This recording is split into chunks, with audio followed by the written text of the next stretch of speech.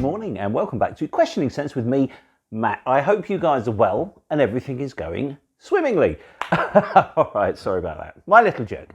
Anyway, today I was actually meant to be filming a video looking at some fabulous aquatic fragrances, but we've been talking quite a lot lately about sort of summery fragrances and things like that, and I thought just because the weather's been nice, it doesn't mean that we have to forget about some of our sort of non-citrusy fragrances. And I thought today would be a great opportunity to look at some excellent, darker, spicy fragrances. Now, I'm a big fan of this particular genre, and I'm very lucky to have quite a few in my collection. So, as usual, what we're doing is we're trying to look at fragrances that a lot of you guys might not have heard of or might not have tried. And that's kind of like the whole point of Questioning Sense, was to talk about fragrances that me and Rich love that we don't see so much of on YouTube or on Instagram and things like that. And that's kind of sort of, you know, the whole ethos of Questioning Sense. So we've got three to look at today. The first one has been around since 2016. And the other two are very, very new perfumes. So the chances are you really haven't had a chance to smell them. So we're going to have a good look at each of them. I love all of them, so no surprises there. But this, again, the advanced warning, this will be quite a waffly video. So I'll tell you what we'll do. We will start with the first one right now. Okay, so the first one we're going to look at is this one here. Look at that for a bottle. Beautiful stuff. And this is an American company, Amouroud, or Amouroud, should I say. They're a spin-off from the Perfumer's Workshop, which says on the incredibly heavy cap. I mean, the presentation is beautiful. This fragrance is called Santal des Indes. So it's basically an Indian sandalwood or Mysore sandalwood style fragrance. Now, I don't know if it's real Mysore sandalwood in here or not, but this is an excellent perfume that for some reason really hasn't caught the public imagination. As I say, it's been around for a long time, but you don't hear much about it, and I don't understand why. It's widely available. I think maybe, these are quite expensive. I think to buy retail, they're around £160 for a 100ml bottle, which is quite expensive, but the way niche perfumery goes, it's not too bad at all. But I have noticed a plethora of them on eBay lately. I took a punt on this one on eBay. I had smelt the fragrance before. When I saw how much it was less than £80. It didn't come with a box, but I don't really care about that. Boxes and presentation are lovely when you're buying a luxury perfume, but I wear the perfume, so that's what I'm most excited about. So what we'll do is we will have a look at the notes, and then we'll talk a little bit about the fragrance. The usual format, that sort of thing. Who can wear it, who would like it, and what it's like to live with. Okay, so if we look at the notes, first and foremost, you have incense, you have absinthe, you have Chinese cedar, you have curry tree, Turkish rose, narcissus, sandalwood, vetiver, leather, and musk. So there's a lot going on. This isn't just a sandalwood fragrance, but it's very, very cleverly done. There is also, I have to say, no oud mentioned in the note breakdown, but it is distinctively oudy. And that's what links these three perfumes that we're going to be talking about today about. There's some kind of oud in all of them. And this one is no exception. It's not skanky. There's none of the negatives that some people associate with oud in this perfume. But what you do have is a really, really interesting fragrance that's rather unique, but also reminds me of a couple of other perfumes that I really enjoy. So we'll have a tiny spray of it now, just so we can talk about the opening. So I think for me, the key for this opening is the absinthe. So you don't really, there is incense there, and there's a tiny hint of smokiness. Some people think that this is a really smoky fragrance. To me, it's not. It's like a polite, incensey vibe rather than a strong incense note. And this absinthe note is kind of sort of slightly fresh, slightly herbal, and slightly spicy. The opening of this perfume actually reminds me somewhat of a fragrance I adore, which is Amouroud's Bracken Man.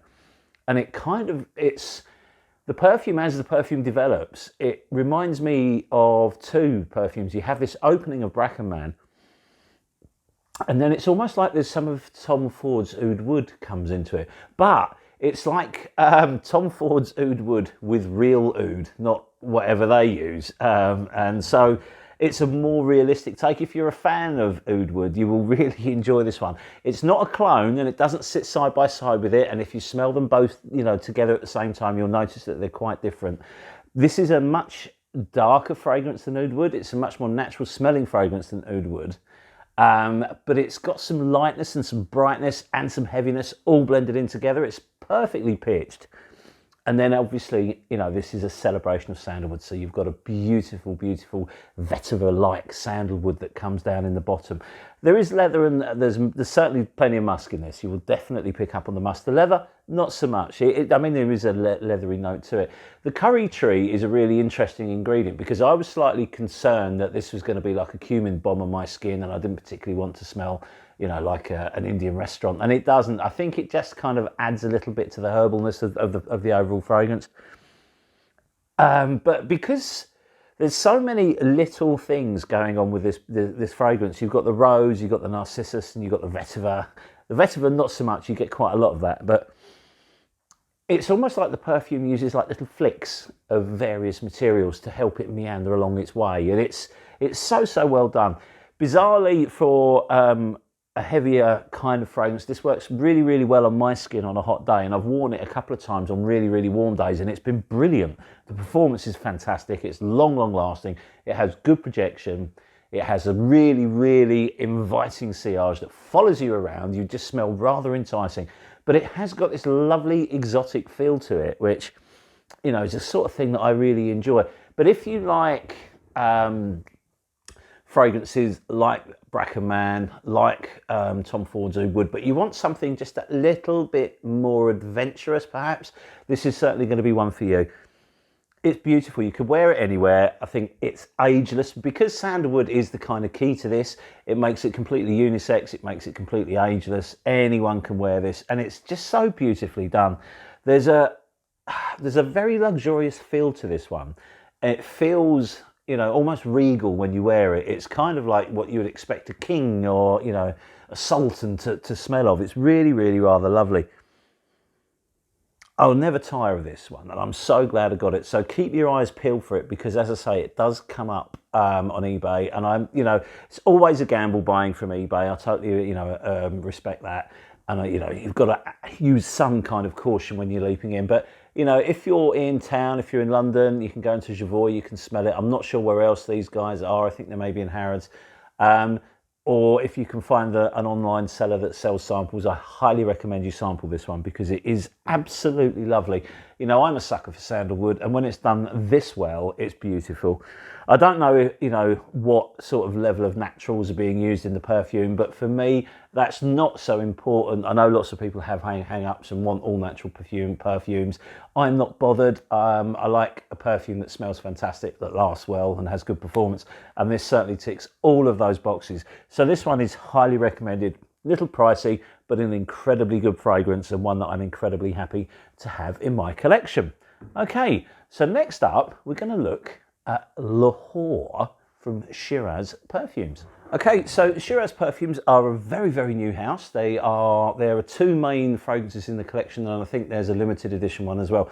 I have at this point in time only tried Lahore, but I've been so impressed with it, I'm definitely going to try and get over to try the others. You can get this from their website, or you can get it from Le Centres in London. So if you live in town and you want to try it, pop into Le Centres and you can get a smell of it. Now this is an interesting house. It's, as I say, a very new house. It's a one-man band, and the guy behind it, who I've spoken to, a fantastic guy with a real passion for perfumery. He does everything himself. You know, the boxes, the bottles, the whole process is all done in-house, and he's doing a fantastic job of it. But let's have a little look at that. I don't normally get fussed about boxes, but this one is lovely. So if you have a look at that, and then when you open it up, you've got this beautiful perfume inside. Look at that. And then we'll take it out, and it's a 50ml bottle, which is perfect, and it's so beautifully done. Have a look at that. Really great cap on it. Just lovely. There's little, you know, little detail coming from there. Beautiful, beautiful fragrance. This is, I mean, I've never been to Lahore. I've been to India, but I've never been to Pakistan. So I haven't got any emotional attachment to the city, but apparently this is the city of the perfumer's father. And he wanted to do kind of like a homage to it, and give you all a chance to try it. And it's what a fragrance this is. Absolutely beautiful. I think it costs around £120, but check that on the website for this 50ml, and I have to say it's worth every penny of it. I mean, just presentation aside, the bottle's heavy, you know, it's a cutie, it's really well made, caps are beautiful, everything's fantastic. I'm going to spray a little on now for the purposes of the review, and then we're going to talk about the perfume. While that settles down, let's have a look at the notes. You have saffron, you have Assam oud, you have Samra oud, you have resins, you have labdanum, you have benzoin, you have castoreum, you have musks, and you have Haitian vetiver. And what do you get? Well, it's almost like in the opening there's a little tiny bit of citrus trying to get out, but it gets kind of swamped with the woods and the saffron, so you kind of lose it. But it's beautiful. If you like saffron, you're going to have to try this. It's fantastic. And the oud, you know, the ouds, should I say, are incredibly realistic. This is, I wanted to almost say this is like a beginner's oud, but that sounds really disrespectful, because it's not. It's beautifully done. And what I'm trying to say or get across is, if you have, you know, an interest in oud in perfumes, but you've only really kind of tried sort of, you know, the mainstream or designer ouds, you know, the Gucci ouds or the Versace Oud Noir and things like that, and you really like them, but you want to step up and you don't want to go full into oils because of the cost and the fact you might not, you know, like that kind of representation of oud. This is exactly the sort of perfume that you should be buying, because you have a realistic, beautifully smelling, natural oudy smell to it, but because it's so well blended with the saffron and with the resins, the labdanum and the benzoin just gives this sweetness to it, you end up with this rich oud that's not skanky. There's none of the danger areas for oud. This is so wearable. So you have again, I'm going to use so many cliches today, I do apologise, but this beautiful exotic smell, it's so nice. It's so enchanting. It reminds me, if I had to say, does this remind me of another perfume? I would have to say it kind of reminds me a little tiny bit of Xerjoff's Alex 2. Again, not a clone. They just do the same kind of thing. They don't smell alike, but it has that sort of smell about it, should I say, or sort of structure about it would be a better word, not smell. So you have a really rich deepness to this, but it's quite light. And what I love about this is when you spray it on your skin, you know, you pick your beautiful bottle up, you spray your perfume and you put it down and you think, this smells amazing. But it's quite soft. And this is where it's quite a deceptive perfume, because it goes on soft. And you're like, oh, that's okay, all right. And as it kind of warms to your skin, it becomes much bigger. So it's really easy to overspray this one. So be light on it, and, you know, less is more, because you will certainly find it. And then it's a clever perfume in one respect, because it introduces all its materials very quickly. So you get kind of a little bit of everything, and then it all settles down and you're left with this sort of oudy saffron on the top. The resins add balance and sweetness and depth as the perfume keeps going and keeps going and keeps going. And then I don't know what that was. And then it kind of just stays relatively linear, which is nice, because you don't lose any of the materials that you love. So everything that you've smelt, you're like, oh, I hope that stays. And they all do. And then the perfume just goes on and on and on. This lasts all day. So if you apply this in the morning and you come home from work, you will still be smelling pretty much like how you left in the morning. It's going to lose a little bit of volume, but not a lot. The performance is perfect. It's a real sort of banger of a perfume. And again, it has this luxury feel to it. I mean, the bottle screams luxury, the box screams luxury, and the perfume smells of it. So another one that would be something a sultan would wear, a very powerful business person would smell like this, or, you know, a star would smell like this kind of thing.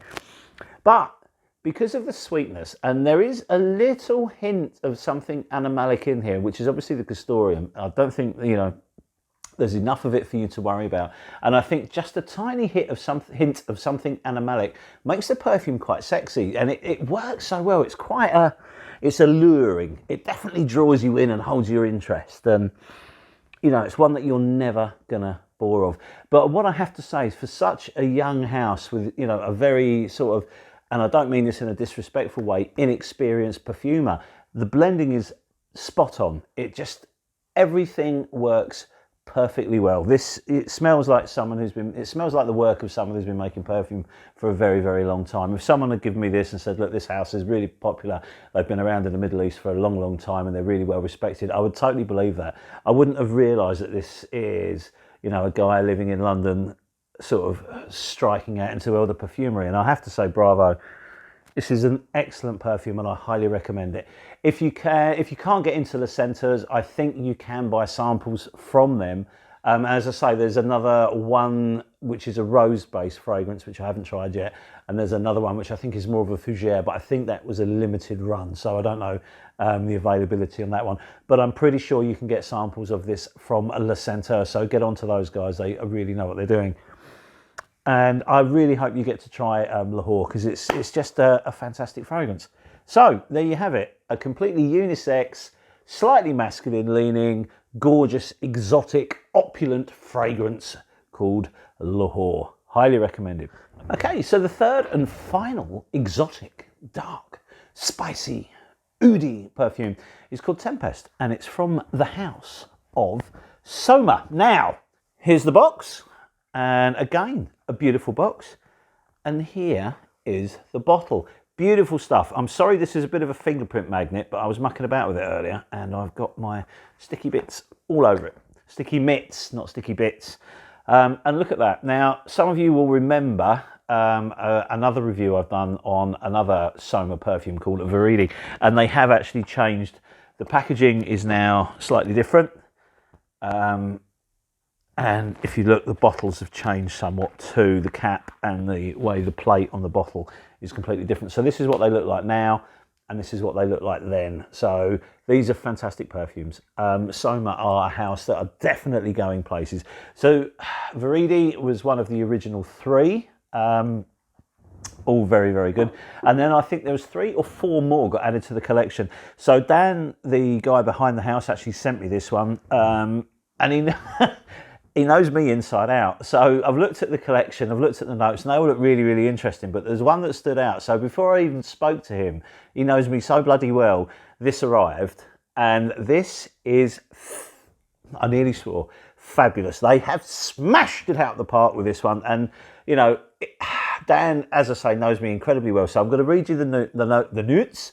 I'm going to read the notes out, and then you can see why he knew I would like it. So on the top you have oud, you have tobacco, you have sandalwood, you have patchouli, you have spicy notes, and you have whiskey. Come on, that's bloody perfection, isn't it? Look at that. And this is just, oh, it's a stunning frag. I love this one. It's called Tempest, I think, because there's a dark, brooding storm on the horizon. Well, I don't know about that, but I know that this is a beautiful... I mean, look at that atomizer. They've really gone to town with the bottle, the presentation and everything. From all of these is fantastic, but I've got a real soft spot for this one because I love the way the bottles look now. But you spray that on your skin and you're like, whoa, hey, it's just cracking.